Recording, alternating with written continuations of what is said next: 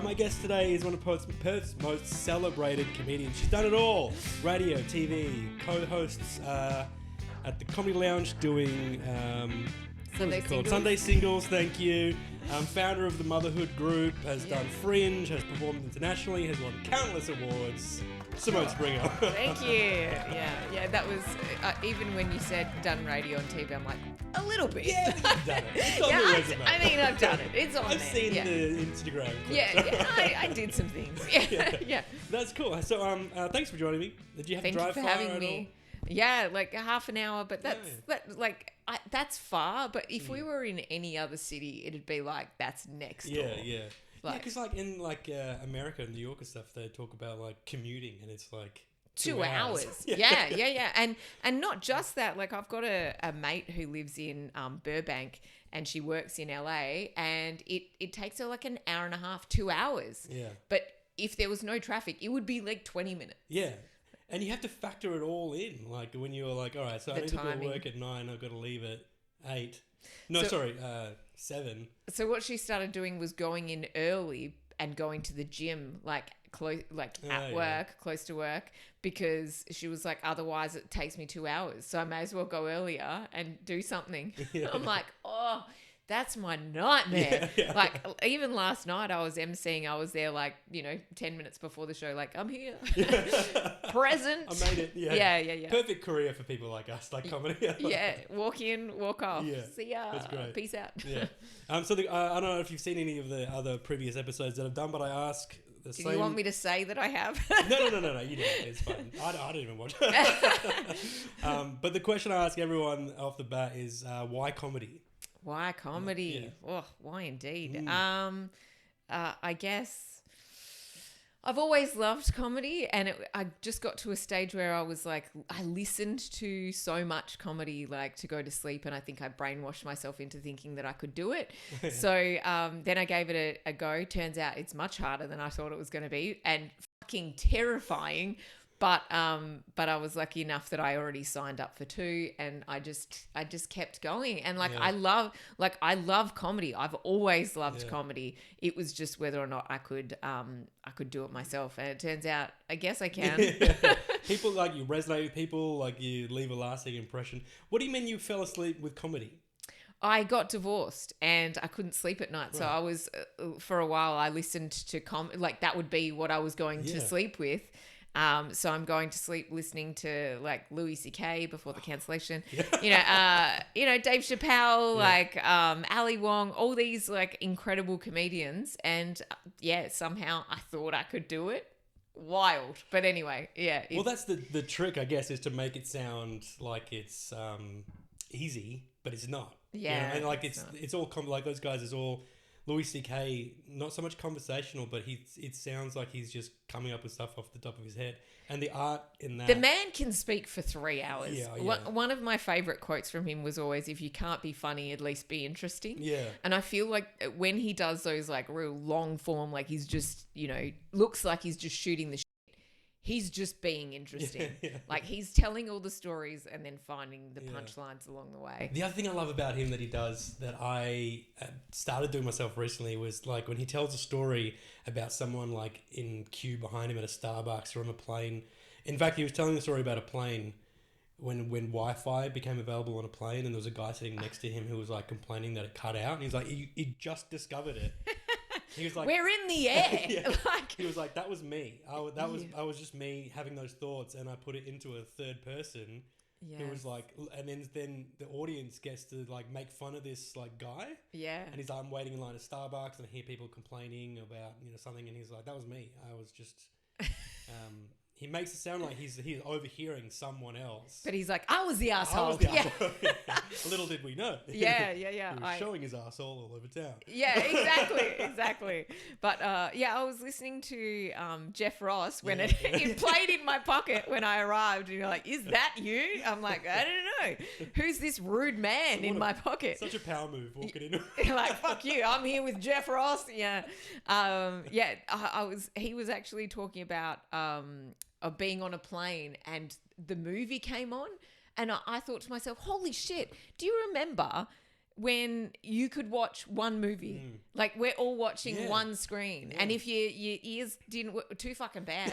And now it's like we've got our phones and we've got like iPads and like our laptops, and I'm the asshole in this story. I've gotten onto a plane before, and you know when you get your own little thing, and you've got all of these options for all these like TV shows, and there's like stand up, and I looked at it all, and I'm like, I don't want to watch any of this. I'm like, there are literally hundreds of options, and I'm like, all these options suck. Like seen it, don't want to see it, don't want to see it, and I'm like, there used to be one movie, and watch it.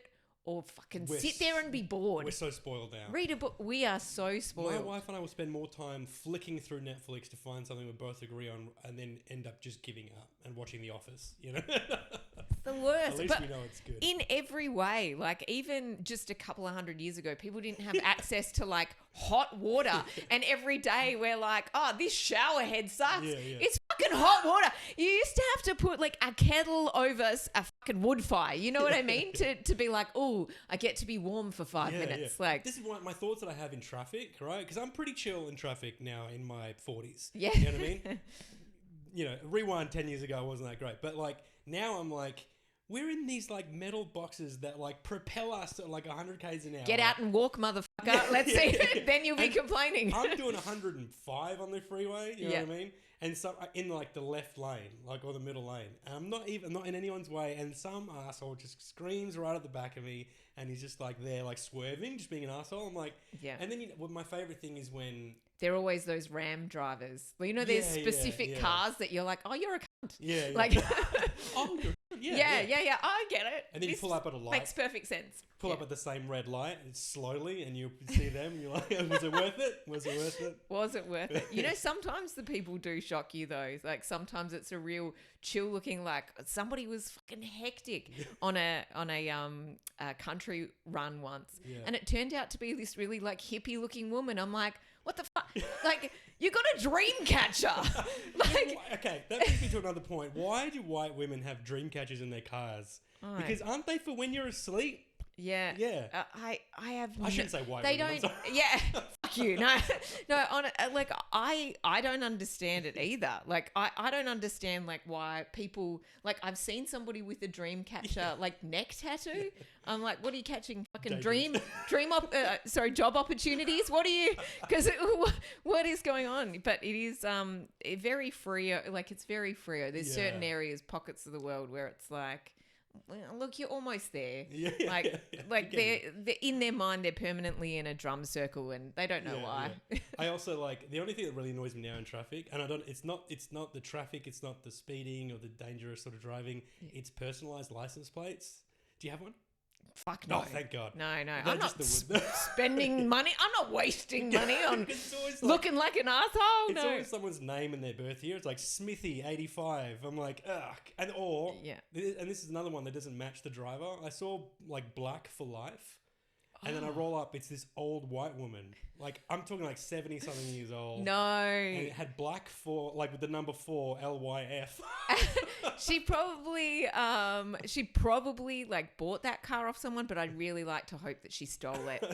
You know, and just from a be black like, guy as well. Yeah, exactly. Fuck those stereotypes. Like, great. Black for Life, and she's just blasting Tupac out the car. She's got some guns in the car and some drugs. She's off to school to sell some drugs to kids. Her head was down when she came up. Yeah, exactly. A couple of blunts. So motherhood. Talk to me about motherhood, because it's that disbanded now or on a break? Yeah, so motherhood, there were 4 of us mums, and we all kind of started comedy within the same like 2-year period, and doing a lot of open mics where there's like, you know, like the audience is like 19-year-old kids, and the stuff we're talking about didn't necessarily resonate like with that audience. And it was just a idea that got floated. I think it was by Pony, and she was like, "What if we did a thing?" Yeah. And my automatic reaction was like, "I don't have time to do this." Yeah. And then I was like, "You know what? I'll try it for 6 months." So Emma, Pony, and I got on board straight away, and Lucy, she said that she got I talked her into it by sending her a GIF, which was the Homer Simpson patting the the chair, join us. So. Yeah. And yeah, so as soon as we started, we like sold out our first show and it was like 100 people up in Kalamunda, and we had like, it was all mums. It was such a good vibe. And immediately all of us went, ooh, yeah, we're onto something. Yeah, that's so cool. So yeah, we did that for years. I think it's been, there goes the chalice. Well, what's it called? It's the Cup of Christ. What is it called? The Holy Grail. The Holy Grail. Christ doesn't like all the swearing on the podcast. Yeah, I have a ghost story I'll tell you in a sec. But so all of us kind of got together, loved doing it, and then Lucy was the first one that dropped off. You know, life, parenting, all that stuff. And then Pony stopped performing too. So Em and I have kind of gone off and we're doing solo stuff. Yeah. And for now it's disbanded, but we're hoping that life will change and they'll come back and it'll be the grandmotherhood. Your paths will cross. Yeah, that'd be cool. Nola would we'll start talking about menopause. We're like, everybody comes in, they all get a free Estrogel of hormone patch, you know, like, come on in and you get hormones and you get hormones. It'll be great. You get a Zimmer frame. Yeah. That's cool. Some lubricant, all of the things. Yeah. That's great. That's because the dads, like Tori does all the dad stuff as well. Yeah. I saw an ad for that along the way. I don't know how that would go because guys are really shit at buying tickets. Yeah, I was going to say it's a real female, like women buy tickets. Women buy tickets, and I know that from Sunday Singles as well. Yeah. Initially, I thought it was a mum thing. Yeah. It's not a mum thing, it's a women thing. Yeah. So any teacher comedy nights, nurses comedy nights, even Sunday Singles, like we predominantly get women to the point where Jack ended up capping like tickets and making female and male specific tickets because we could sell like 90% of the tickets to women, and there's like 3 guys who are like, oh yeah, and you know they all look like a thumb, but anyway, it was so they had to change that, and now like there's a better balance. But I'm constantly telling people like men who are single, like come to Sunday Singles because there's just so many women like who come along. Yeah, I guess like women are like in relationships are like the organizers of things, right? Like so it's. Yeah. Looking for a night out. What about comedy? And the guy's like, yeah, get the tickets, whatever, I'll go. Yeah. That's why it seems like it's a good idea. But that's why women are fighting about the mental load. Yeah. We want you to do it. And like that's a whole thing as well. But women also not just organize it, they will get groups together. Yeah. So like if they're a nurse, they're getting all of the nurses. If they're a mum, they're getting all the like the mum groups. So there was a time there where we did a show called Parenthood, which was like we had Andrew Wolfe and David Tupley as well, and it was a mix. Like it's for parents now. That was so much less fun. Like not because of the boys, but because then people are coming like as in a mum, like couples, and that is not the same as like 10 mums going, fuck this shit. Like everybody's got like their own bottle of wine and they're like, we never get a night out, and they like cut sick and they're so fun and so wild. That's hence the name Mum's Gone Wild that we had that show. But yeah, Parenthood, not as fun. Yeah, not as fun as Motherhood. Not as fun. Well, I think, do you have a stage persona, first of all? Not really? No, it's just me. Yeah. I would say it's like a heightened version of myself. I'm definitely meaner like when I'm on than if I was, because we all think the funniest thing, but it's not like, it's like I feel like I have different like files in my brain, and I like open the comedy brain and I'll say the funniest thing, which isn't always the nicest thing. But yeah, that it would be like another version, I guess, of myself. I mean, because I do think audiences will sort of respond in different ways, like that off your vibe, you know what I mean? Like for me, I feel like I have this, I've been told I have like a youth pastor vibe, like energy, right? You're like, but I don't touch the kids. Okay, I do everything but touch the kids. I'm embezzling money. Yeah. That's it. I'm drunk all the time. Yeah. But like, I have some darker jokes, and I have jokes about like cheating on my wife, and I feel like I just see the women going, that's not like. And if it was someone else that could do it and get away with it, they're like, oh, it's funny. He's talking about. He's clearly joking. Yes. But I don't know if it's like they just don't like it about me, but I have a whole thing of jokes in my head where I'm I'm like, I've got stuff, just darker stuff. Yeah. And I feel like I can't do some of it because. Do you know what you need? You could try having a contract with the audience in saying like, I got some darker jokes. I don't know if you're ready for them. Yeah, like right. Even somebody can get away with like an awful joke, like something to do with rape or whatever. If people know in advance, this is going to happen. Like, or like you're really not going to like the next one. Yeah, I've said that before and they've laughed at that. And I'm like, yeah. But they're not at the joke. And you're like, and you're really not going to like this one. Last night, funnily enough, I did an open mic night. I emceed, and just for my own entertainment, I took like a jar and said to them in the break, like, hey guys, if you have any topics, like, so that I don't have to think because I didn't write any new material, like put some ideas into a jar and I'm just gonna riff off it. And I was like, this will be fun. And like I pull out the first one, the reason why this was already in my head, the first one said rape. Yeah, you're right. And so like I was like, how do I make that funny? And then I remembered years ago I talked about what's the dude with the weird jumpers, what's his name? Bill Cosby. So I did that. Weird jumpers got me. yeah I did that last night too. I couldn't remember Bill Cosby, and I had this joke and I just did it. I was like I was thinking like if I personally got stuck in a room with him with all his like bibbing and a bobbing, like I would want to rohypnol myself. And that got a round of applause. I was like, fuck yeah, pull out the next one. The next one was OnlyFans and it was stuck to abortion. And I was like, fuck. So yeah, it just got crazy. Oh, and man, but that's the audience was on board because they knew I didn't come up with this. This is you making me do this. Yeah. This is actually on you guys. So yeah. I had this stuff written down about Bill Cosby. Yes. And I'm like, I know what he did was awful, but you have to admit, like, the idea of him like going to spike your drink would have been funny because he's like, I had this image of him just like dancing around the room like, did you want a drink? Yeah. Finish your drink. I saw this thing recently. I was like, I'd never thought of that before. In his TV show, he was a gynecologist. No. Not only that, he had a home office. Yeah. So he would go down to his basement. Once this was pointed out, I'm like, I can never unknow that. He would come up from upstairs with his gloves on, take his gloves off and put it on the kitchen table. Now, being a gynecologist, you think about what he had been doing, and also, where's the woman? Like, for you to need these gloves. Oh, she's fucking taking a nap downstairs. I gave her some special stuff. Also, this isn't as bad as that, but his name, it was called The Cosby Show, and his name was Dr. Huxtable. He wasn't even Cosby in the show. Wait, what? He was Bill Huxtable, but it was called The Cosby Show. What? Yeah. Are you sure they're not two different shows? No, it's the same show. That's the same show? Yeah. It wasn't like kids say the damnedest things.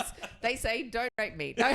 Oh my God, this is terrible. I feel like oh, this is great. We'll clip it all. Yeah. But then he's out of prison now, right? Like I feel like he. Yeah. That's money in Hollywood right there. To have had that amount of people and still be free, like. Yeah, it's wild to me. It's crazy what people are getting away with. Yeah, but someone should look into that. Did someone point out that as like their bit, or is it like something that you're working on? The thing about the girls being in the basement. No, it was it was literally like just a factual like video. Have you ever noticed? Yeah. Did you realize he's a gynecologist and he's working from home? Like it was just the facts, and I was like, oh.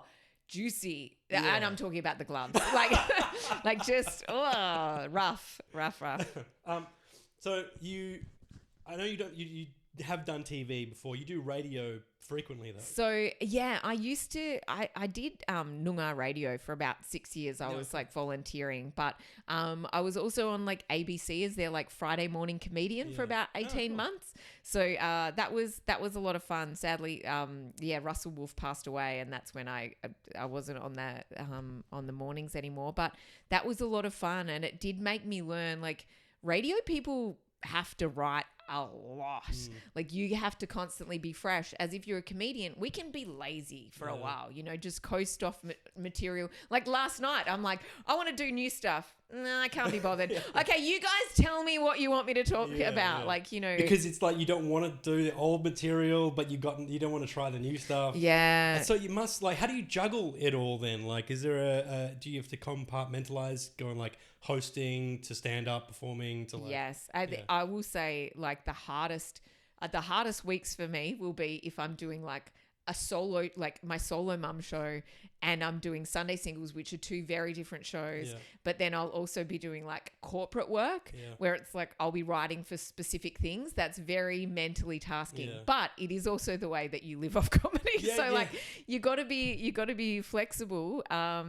And they are super different shows. Like emceeing a regular club show is not the same as doing Sunday Singles, and it's not the same as doing an all mum night. Like there's some material I do in my hour-long show I cannot do at a club, and I couldn't do at Sunday Singles, obviously. It wouldn't make any sense. But also there's stuff that I can get away with at Sunday Singles that I can't get away with at any other time either, because you're talking directly to singles, which is a lot of fun. And it's still like the Mum's show and Sunday Singles are my two favorite shows, because I know them. They are a beast that are mine. Like I absolutely know them 100%.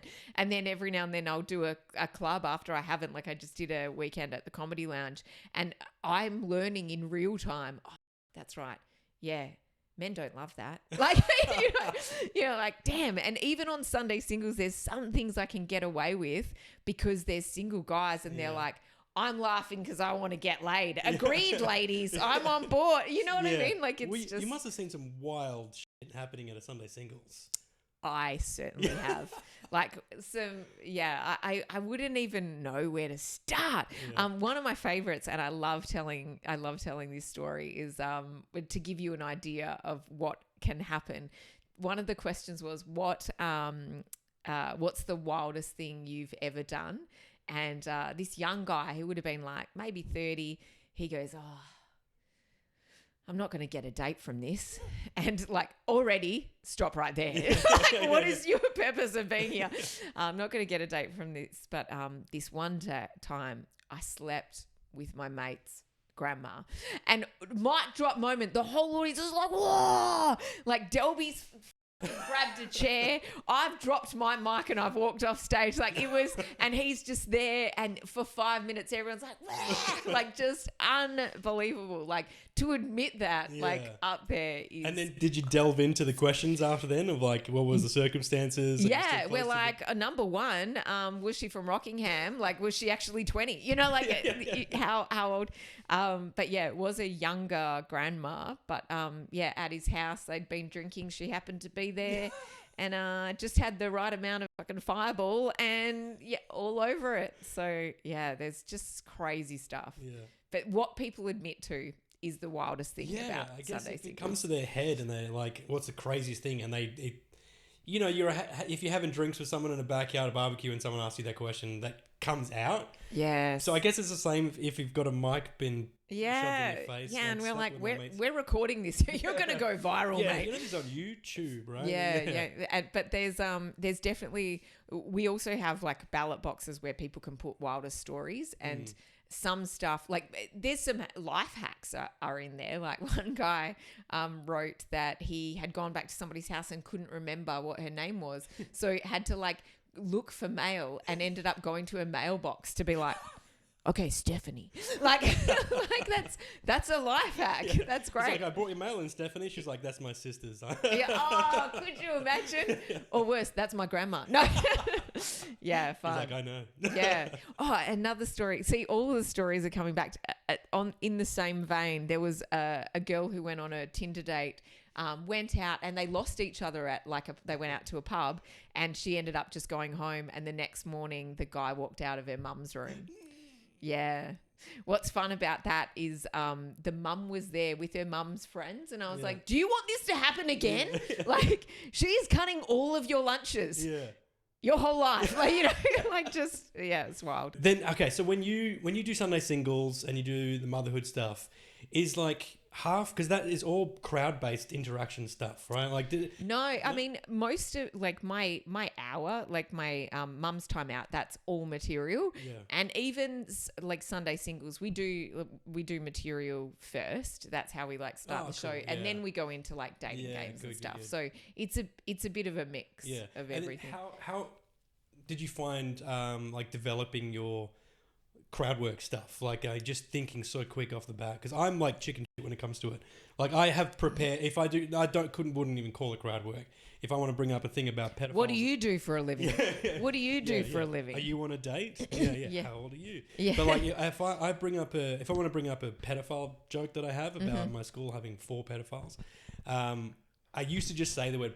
I used to just say it off the bat, and I had 4 pedophiles. Yes. And then that was really jarring, I guess, for some people, because they're like, was he abused by 4 people? Yeah, I guess that's how it sounds. Like, should you be doing comedy? Should you be in therapy? What are you doing comedy here? is therapy. Yeah. But instead, I like, as much crowd work as I do, I'm like, anyone go to a private school? And then someone's always like, I'm like, how many pedophiles did you have? Yeah. The assumption being you had to have had at least 1. Yeah. Some people had like 2 or 3, and I always have them beat by 4. And then when I do the bit, it's not as jarring. Yeah, that's smart. But otherwise, I pretty much I avoid it. And I talk so quickly, I think I don't leave room for like heckling and stuff, like to invite any crowd work. Yeah, I'm too chicken with it. Like, how did you develop it? How did I develop it? Well, we were doing like part of the motherhood. We decided to do a dance competition just because it was loose and it meant we could get people up on stage. And however, I don't know how it ended up being like, Simone, you do it. But eventually, like, I did it. So now I'm like having people on stage, and you're looking at people. There's always somebody who's like ridiculously drunk. And like, so I would just start to kind of riff off whatever they were. Like, I asked them a question, and something's either there or it's not. And the beauty of that situation is you've got 3 people. So if one person's boring, you're like, you're an accountant. Ugh. All right. And you move on. And even that, we'll get a laugh. And so from there, in my actual material, when I first started, like, I had exactly 5 minutes. And I could not deviate from that 5 minutes. I could barely stop for a laugh because I will forget the next thing that was going to come out of my mouth. And the first kind of like change in that direction was I did a show, and I had watched them, and they were only laughing at dirty stuff. So when I went up and I said like one dirty joke, I was like, okay, I'm going to say all the filthiest things that I have. Yeah. Like, because that's obviously, what they want from me. And then it's just a muscle. So I started to ask questions like you do, like through your set, knowing where you want to go into the material. And from there, it's just keep putting that hook out, because sometimes you will get nothing, and you just address it and be like, wow, I have nothing to say about and that'll be enough, and then you just move on to the next thing. That's true. I guess I think the whole thing with crowd work as well is that it's so much more being brought to attention now, and audiences are so much more aware of it. I feel like it's almost an expectation when they come that they might have a participatory role. Yeah. And some people love it. Yeah. They are like the hecklers. They're like waiting for it. The only shitty thing is I do feel sorry for, like, I enjoy crowd work. I like having a chat. But there's a lot of people who don't want to do it because comedy's a craft. Yeah. They have spent fucking weeks or months or years working on this material and they get to say it and some fucking dickhead stomps on a punchline. So I do feel like out there, thanks to like social media, so many people posting so much crowd work, there is a whole generation who thinks that that's what stand-up is. Yeah, and like, that's a backup. Yeah. That's something that we've got in our pocket to be like, the material's not working, so the crowd work. Let's make it about you. Yeah. And but realistically, like, that's not really what it's about. And in a way, it's lazy. Like, literally last night, the reason why I had those things is I'm like, and crowd work is kind of that. Yeah. Like, if you don't take the time to like write and develop jokes, then that's what it is. And there are some people who make it look flawless, like someone like Christian, who he will roast everyone in the room, and that looks like, oh, he's just coming up with this stuff. No, he's come across this before. Yeah. Like, he's quick, don't get me wrong, but there's a lot that he's developed over time, and it's fucking great. He is a Jeff Ross. I think that's why he's in my head. Yeah. Like, he's like Jeff Ross. Fucking brutal. Yeah, I love. Amazing. Would you ever do a roast like that? Like, do you do roast battles much? I've done a couple. Yeah. I enjoy them. I got paid actually recently to do a corporate where I roasted a guy who had booked me twice before. And he's like, I think it was his 50th birthday, like some people he worked with paid me to roast him because he had paid me to roast other people in the company, and they're like, payback, bitch. So yeah, that was fun. I like it. The hard part is you have never said it before.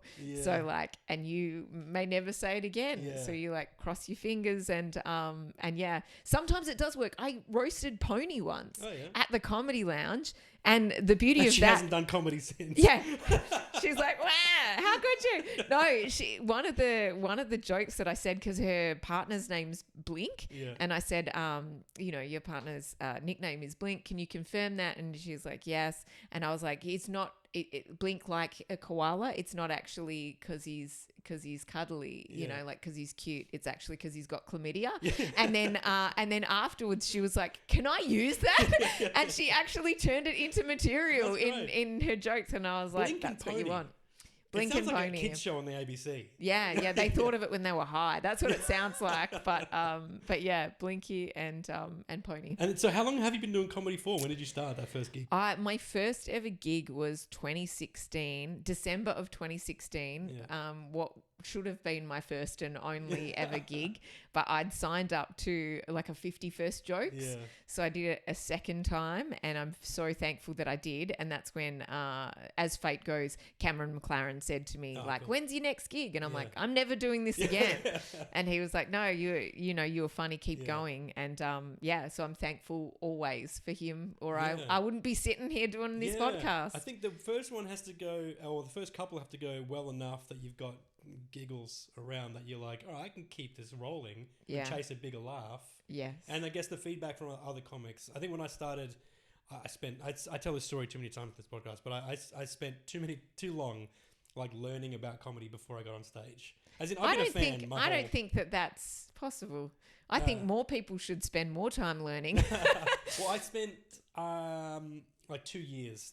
2.5 years reading books. I did online courses. I watched podcasts. Yeah, and the one thing you learn is most of the learning happens on stage. Yeah. So then, but I didn't learn how to structure jokes. I learned about the different kinds of joke formats. There's some people who've been going for 20 years who don't have that. Yeah. So. Well, I think by the time I got on stage, I had 5 minutes of the Mad Cow, and it was well enoughly done. Well enoughly. Well enough. Good enough-ish. Yeah. It was good done. Yeah. That some of the other comics were like, what are you doing it like 6 months, a year or something like that? Because they hadn't seen me in the scene. Yeah. And I was like, no, this is my first time on stage. So it was good enough. Yeah, good enough. So I had some good, and the momentum at the start was great. Like, got through a few gongs off the first try, and then the gong. Then the lounge offered me a couple of weekend spots. Oh, amazing! Which was amazing after like 4 months in the industry. And wow! Then, but then not since. I think because they're like, nah, he's too fucking new. He hasn't earned his spot yet. And I agree. I'm like, I don't want to come in and just.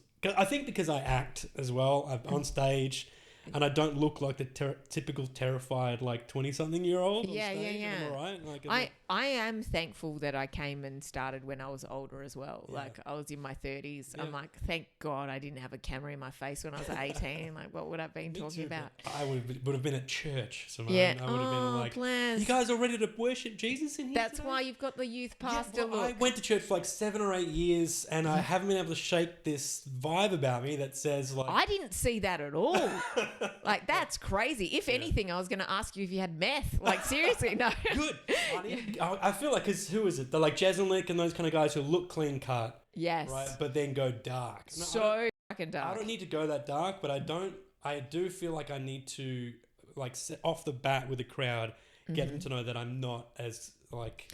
Jeselnik, if you want to go dark, your jokes have to be so fucking tight Yeah. because no one wants to like him. You know what I mean? Like he is not a likable man. Like if anything, I was lucky in that like I have some real like dog, like please like me vibes. Like I want to have fun, you know, I want us to have fun. And it gives you a little bit of leeway, like as in just a little bit of playroom. Because if they don't like you, like then they're not going to unless like any joke that falls flat, you've fucking lost them now. My vibe is like, whose dad is this? Yeah, that's it. Who's your daddy? Me? No, wrong guy. I'd like to like develop. I wouldn't say a persona. I would just like to sort of reshift everyone's expectations like off the bat, whatever they are. Yeah, and then just get them on board with who I am with the first joke. I found what was really interesting early on is that I found what people wanted me to talk about, as in like. If I was talking about anything political, topical, I've lost them. But anytime I talk about relationships, being a parent, or like dating, people are like, oh, now I'm paying attention. Yeah. So to a degree, for most of my career, it's been like, what do people like? Okay, there's certain things I just don't want to hear coming from my mouth, and maybe you just got to find the thing that suits you, your vibe. Well, they all create the character. Yeah, that's it. Well, I mean, not everyone. Every feedback that I do get from crowds that come up to me afterwards is like, oh, I love the stuff about the family and your kid and your wife. I'm like, all right, I'm the dad guy. That's fine. Yes. But I want to, I'd rather have a dark twist on it if I'm going to be the dad guy. Yeah. Like I've got this bit about my kid when he was 3 putting his dick in my ear. Yes. And that's like, that's fine. They love that. Yeah. But then if I talk about like, you know, he caught us in bed the other night and he started yelling out weird shit like, who is that and where's mum? Yeah. Like, it's a callback from another joke, but it's like, people are like, oh, I don't like this. It's like they all turn into like pearl clutching, like, oh, I don't like the stuff about him saying he's going to cheat on his wife. Yeah, but you know what? Sometimes we do jokes for us. Yeah. Like, and that's okay. And also that can set you up as a bit of a challenge. Like if you don't finish on that, now you got to win them back. Yeah. Like I went and saw, who was it? Chris Rock. Chris Rock cool. at the arena, massive, and like, you know, people were loving it, and then he started talking about cheating on his wife. Yeah.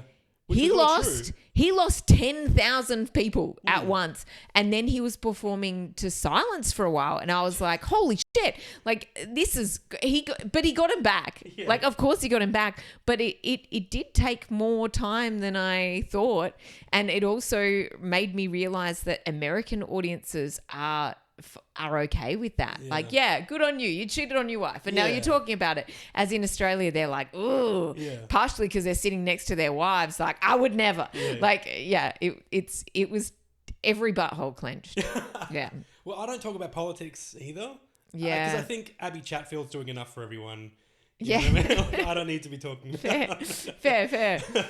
So, like, and I feel like it's not something that I feel like comedy is meant to be a break from all that stuff. You know what I mean? It's like you come into the lounge or wherever or Oasis and like, okay, cool. It's like people going to be talking about day-to-day life. You know what I mean? Or, you know, I don't know. I hate.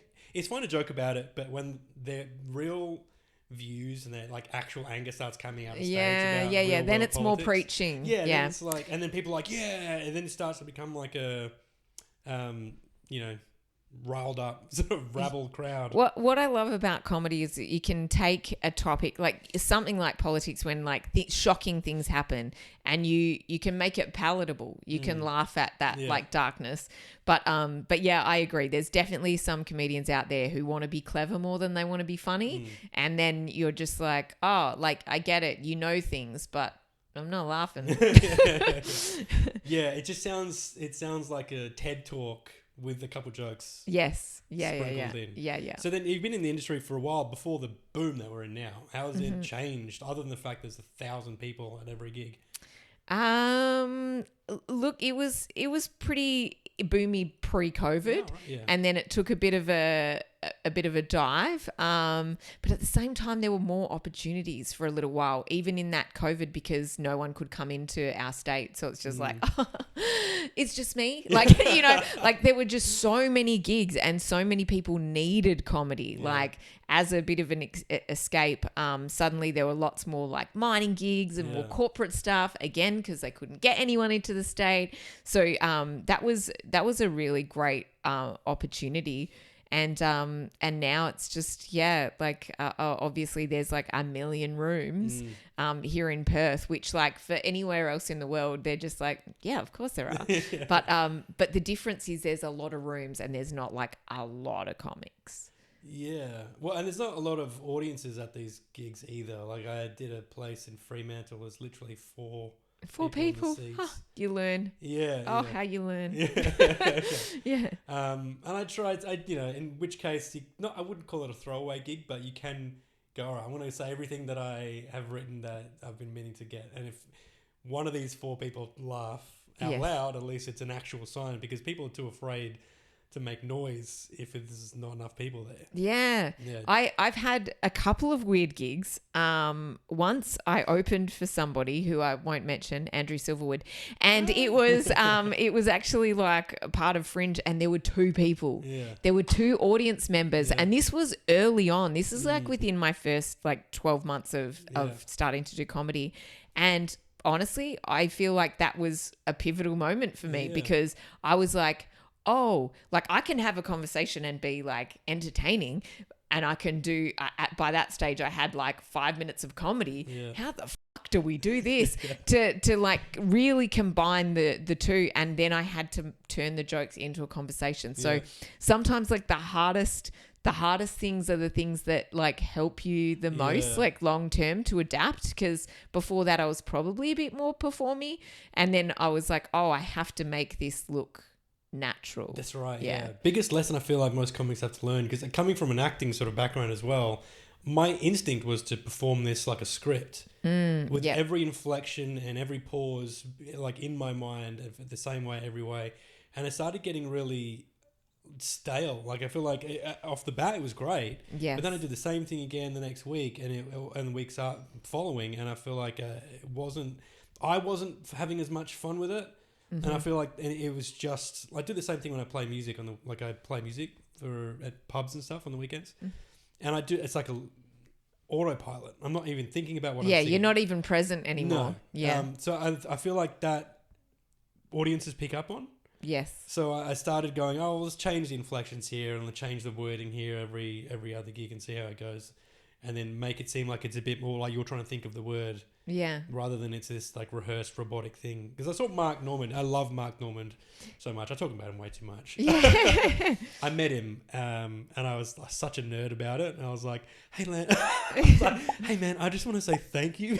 Yes, that's because great. Like I when I started to do comedy, I've been doing comedy now for a little while. And when I started, I watched so many of your podcasts. Such a dork. And he's like, and he just has his Mark Normand like autopilot responses. If I was gay, I'd blow you. But then I was watching him during his set and his show, and then like I could see him not looking at the crowd. Like I'm in front row. I'm literally in front of my wife got me amazing tickets, like in front of his microphone. Amazing. And I could see he didn't look at anyone in the front, which is normally what you do. Yeah. He just was like doing that like the whole time. He looked like that's performing should be you look to every kind of area. Funnily enough, I introduced him, Mark Normand, at ECC when he was so here. Cool. Was it cool? Because I haven't finished my story yet. Like it was a packed room. People knew that he was coming, so like all of the like everyone comes down because they're like he might be turning up, and it's an experimental open mic night. So I got to meet him and his wife after the show. Like it was all good. Talking about fucking quackers, and then like Wolf was backstage with him for his show and was like, oh fuck man, he was talking about how fucking shit this open mic was, and I was like, fuck, like I emceed that, and for some reason that really that was like, oh, did he see my material? Yeah. Like suddenly you're like, what did he see that was just so bad? He's just a polite guy, because like everyone that I know that was at that set that did something before or after him, and he was there and watched it. Yes. They're like, oh, he said it was great. He liked this bit, and he said He's like, that open mic was fucking awful. Yeah, and really the crowd was in like a fun mood, but they also know he's coming, so everyone's just like, yeah, you know, like it's so funny because I remember watching him before anyone knew who he was. I remember seeing like I would watch his little clips pop up online. Yeah, I think he had done his like YouTube. He released his own thing on YouTube, but that was it. No podcasts, nothing. And then like I remember I was watching him for a few months, and then I saw Seinfeld. Like someone asked Jerry Seinfeld, like, who's someone you should be paying attention? We should be paying to as the next up and coming comedian. He's like, the young guy named Mark Normand. Wow. Mark Normand reckons that's what sort of really propelled him. Of course, because Seinfeld. Someone like Seinfeld is like really mainstream. Like everyone knows. He's a household name. So that catchment is going to be huge. In that catchment, you're going to find your audience, which is like great. Yeah. That's so good. So then I was like, and then people started discovering him, and I was like, I knew about this guy first. I didn't even know he was. I didn't make the first time he was here. I wasn't even in the industry then. And then so the second time, I don't think he went to any comedy clubs the second time. I think he was here for a day and then left. Yeah, he was like, I've seen this shit. Yeah, I've seen it. Well, I'm good. You want to come to an open mic? I've seen the open mic. Yeah. So if a weird question... But I was impressed that he turned up. Yeah, because I was thinking, if I was doing theatres, would I be going to open mics? Yeah, you know? I guess. I mean, if you've got a few days, maybe see what the scene is like. But like, if you're doing... Would you though? In the most isolated city in the world, like I was like, you know what? That like, hats off to him and to anyone who does that. That's great. Well, what would you change about Perth comedy if you could change something about it? Oh my God! What needs work? Look, because we're so isolated, I feel like we actually have even a lot of open mics are really fucking good. Like, so instead of saying what's bad about it, I'm going to say what's good about it. Because I have got to travel, and I did like a bunch of like open mics, and I did like Burbank Comedy Festival in LA, which was so fun. But I realized there's so many shit comics. Yeah. So like there's literally thousands upon thousands, but are they? Like there's a lot of people who are just like giving it a go. As I feel like here, like people are doing it because they genuinely like comedy and are trying, which and they is want like to keep going. Building. So comedy is a long haul thing for you, right? Like it's in like your comedy writing for TV? No. Businesses? Corporate stuff when I have to. And, I mean, but it's like it's your full-time thing. Like I have a saying, sometimes we do it because we love it, and sometimes it's for the money, and and sometimes it is for the money. Yeah. And then so what about, as we wrap, what about advice for young comics that want to get into it, male or female? Like speak to everybody. Okay, well, specifically to men. No, I would say you're not as good as you think you are. No. No. That's actually good advice. It is to a degree. But I would also say everyone can get better. Yeah. So like I look at it like this. It's sort of, comedy is kind of like playing football. Yeah. Like everybody, if you start, you will get better. Like if you keep going, you will get better. Yeah. But not everyone can play in the AFL. Some people are going to be waffle. Some people will only ever be a decent-ish player with their club, and some people might just be a supporting role. They turn up, you know. So if you love it, it doesn't matter where you kind of want to go.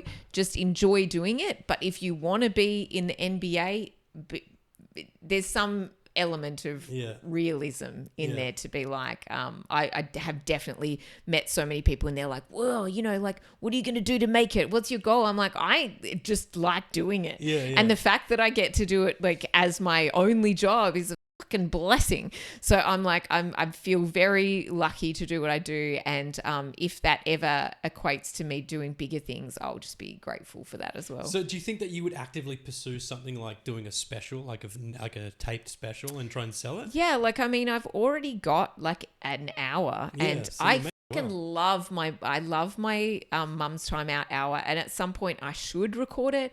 But what I was saying before about being lazy, if I do that, then I will have to write a new hour, and then you got to just put it all aside. Yeah, like at the moment, like next year, I'm doing like I'm being toured by Good Times Touring, and I'm just doing like a chunk at a time, like a week's chunk, like 5 nights of shows, and then I fly back to Perth, and then I go fly out again. So I'm doing like Victoria, Queensland, I think I'm doing like 3 times, and New South Wales, I think I'm doing 3 times, and I'm doing Tasmania and South Australia, and that's beautiful. Yeah. And I don't have to write a whole new hour. I don't have to worry about another hour until like 2027, which is great, which means I can do other things like study. Like I started studying psychology. Oh, cool. So like I can do all of the things.